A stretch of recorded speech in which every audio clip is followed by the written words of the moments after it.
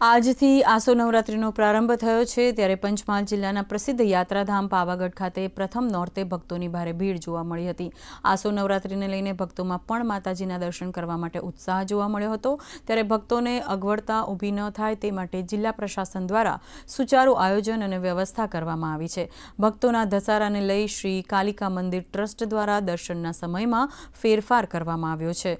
પ્રથમ નોરતાથી મંદિરના દ્વાર સવારે 5 વાગ્યાથી સાંજના 8 વાગ્યા સુધી ખુલ્લા રહેશે તેમજ પાંચમ આઠમ અને પૂનમના દિવસે મંદિરના દ્વાર સવારે 4 વાગે ખોલવાનો મંદિર ટ્રસ્ટ દ્વારા નિર્ણય લેવામાં આવ્યો છે। હું છેલ્લા 15-20 વર્ષથી હર નવરાત્રિ પહેલી અહીંયા ગાડી આવું છું।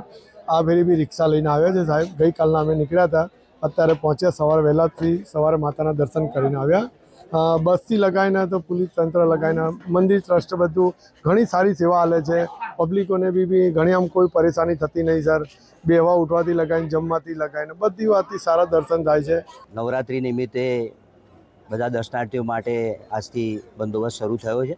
તો 10 દિવસ અને અપ ટુ પૂનમ એટલે 15 દિવસ સુધી અમારો પોલીસનો બંદોબસ્ત અહીં ચાલુ રહેવાનો છે, જેમાં કુલ ટોટલ 3 ડીવાયએસપી, 7 થી 8 પીઆઈ, 27 એક પીએસઆઈ અને બીજા એસઆરપી, હોમગાર્ડ, જીઆરડી, ટીઆરબી અને પોલીસ એમ કરીને કરીબન 775 પોલીસ માણસોનો બંદોબસ્ત રાઉન્ડ ધ ક્લોક 2 શિફ્ટમાં ડિપ્લોય કરવામાં આવ્યો છે।